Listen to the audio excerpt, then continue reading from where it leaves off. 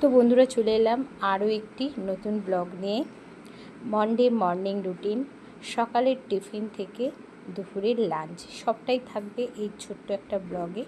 সঙ্গে থাকো, আশা করছি ব্লগটা কিন্তু ভালো লাগবে। তো শুরু হয়ে গেছে আমার রান্না বান্না, দেখতেই পাচ্ছ।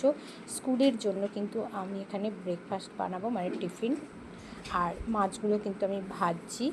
তো একটা মাছের ঝালের রেসিপি, এখানে কিন্তু মাছের ঝালটা আমি বসিয়ে দিয়েছি।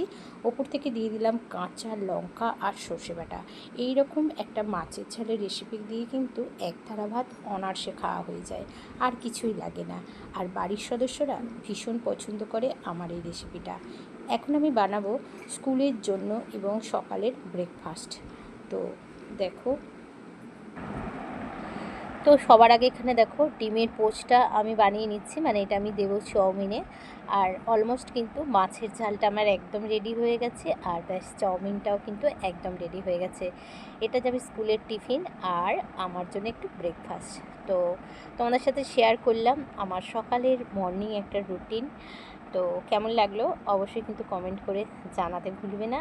আর তোমরা কে কী রেসিপি বানাচ্ছ সেটাও কিন্তু অবশ্যই শেয়ার করো। আর অবশেষে একটু আলু আমি ফ্রাই করে নিচ্ছি।